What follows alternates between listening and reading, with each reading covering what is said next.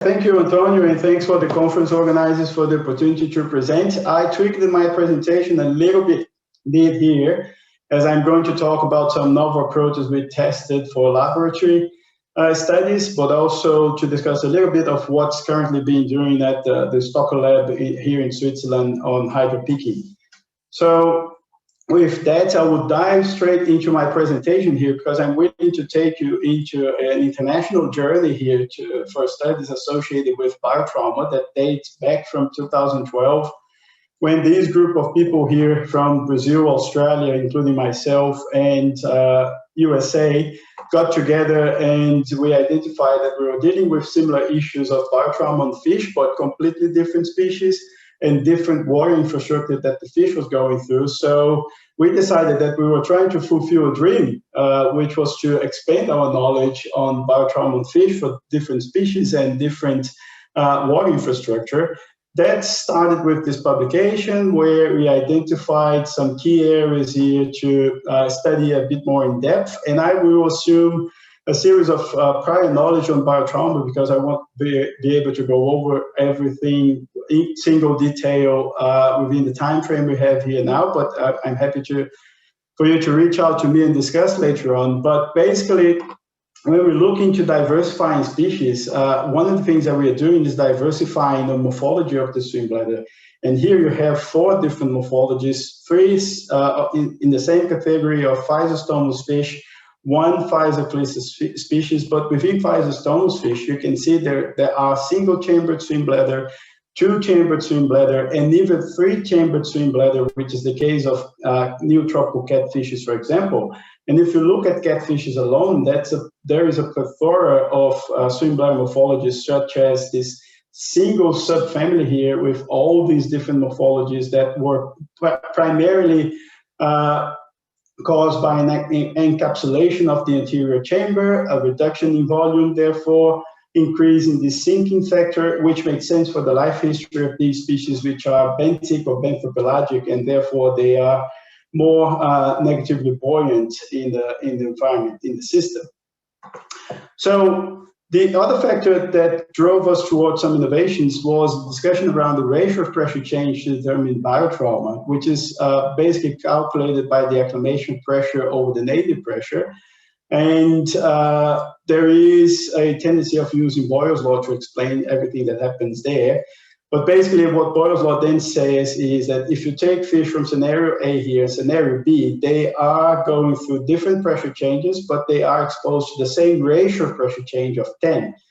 Therefore, you would expect the same volume expansion in the swim bladder. But what if you put them under the same rate of ratio of pressure change of 100 kilopascals per second? That means that the fish in scenario A would reach native pressure in 1.8 seconds, and fish in scenario B would then reach native pressure in 3.6 seconds. That's a massive difference for the reaction of the fish. And that probably helped me explain some of the massive mortality events you have in tropical systems at hydropower plants with fish getting trained in draft tubes of turbines, for example, where they're coming from surface, but they are exposed to pressure changes when the turbines are turned back on and they suffer biotrauma.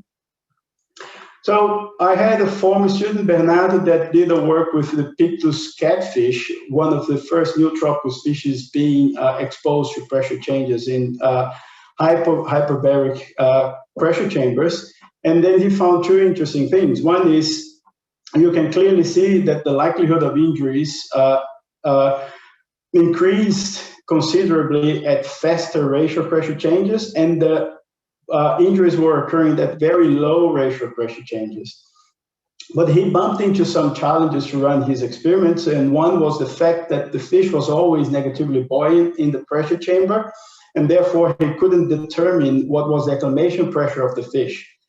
which is crucial to calculate the ratio pressure change. So he injected anesthetic in the chamber and slowly decompressed the fish until the fish floated, and he used that pressure of neutral buoyancy as the acclimation pressure to calculate the ratio pressure change. But that warranted some further investigations for us, which is one, biotrauma may not be only influenced by the acclimation pressure, determining if you are exposing fish to the same nature, and also that rate of pressure change seems to be a really important parameter to determine biotrauma in fish. So here comes the first innovation that we applied, which was add a tensile strength experiment to the swim bladder of fish to then gather data that would input into this open model. And with this model, we could then calculate the maximum pressure that the swim bladder would cope with before it ruptures. And a similar method, or using the tensile strength experiments later on, our colleagues from Southampton applied to understand the impact of parasites in the swim bladder of European eel, for instance. And that can help in those cases where eventually you have problems with the calculation of ratio pressure change. We then move forward as well, and with a work that's being led by Jean Kerr at the University of Southampton, also to apply a modeling approach to then add or include the rate of pressure change to the discussion, basically because considering Boyle's law only, which is quasi-static mechanism, we were not capturing the dynamic factor of pressure changes. And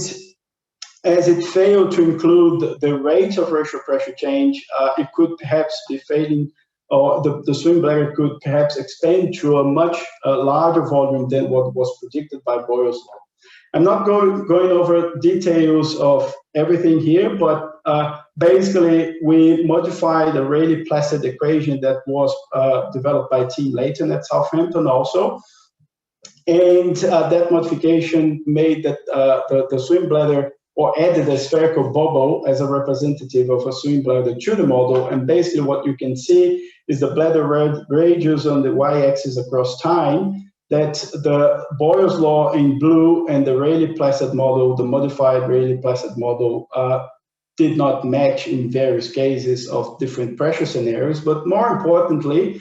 is that we applied that to 4 real life scenarios, and going from 2 dams in America, 1 in Laos, and 1 pumping station in Belgium. And the take-home message of everything that is in here is that in situ conditions, such as in Kruger Dam and at the pumping station in Belgium, showed that if you have very fast ratio pressure changes, or if you go very low with the nadir, close to 0, or to a vacuum, to tension,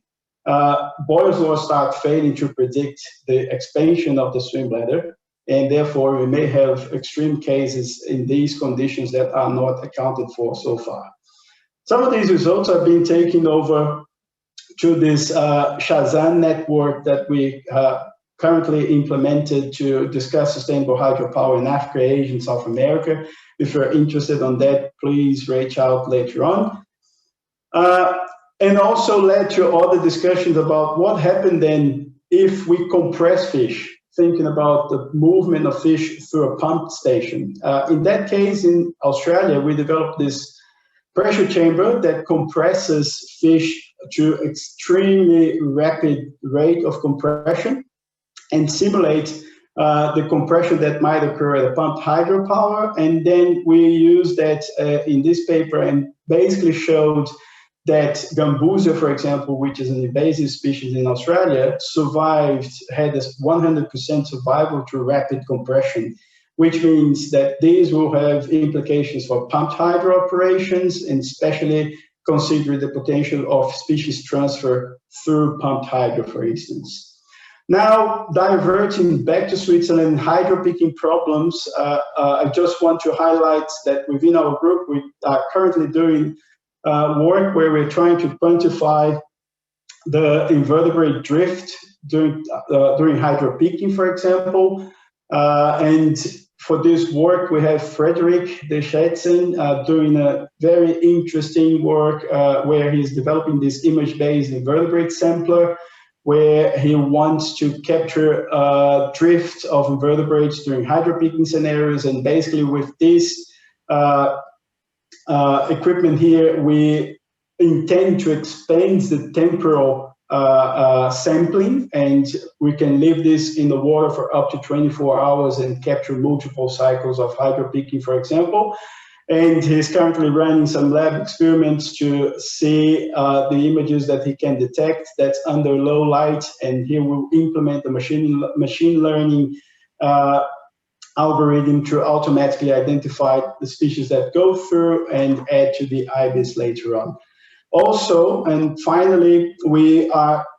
as well quantifying movement behavior of drowned trout in the lab, and that's the work that Robert Nowdasher is conducting here. But most importantly, with his work, is to show, I've skipped through this, is to show the novelty associated with the setup he had in the flume, where we're using this transparent gravel bed and maintaining very good reproductive flow.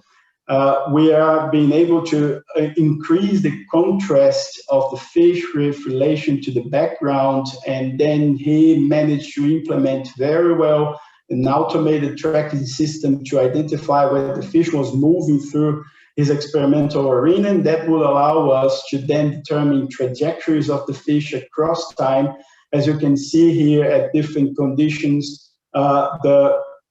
darker blue colors are at the beginning, what the fish was doing at the beginning of the experiment. And as you move towards the white colors, where the fish was located during the end of the experiment, and you can clearly see a massive shift in the behavior and fish being constrained at the very bottom of the flume, the very downstream side of the flume at high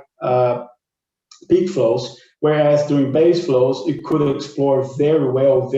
various parts of the flume and the different habitats. So, yeah, with that, I just would like to wrap up acknowledging all of the collaborators with these different work, all the funding bodies, and we'll be available to answer any questions you might have at the end. Thank you.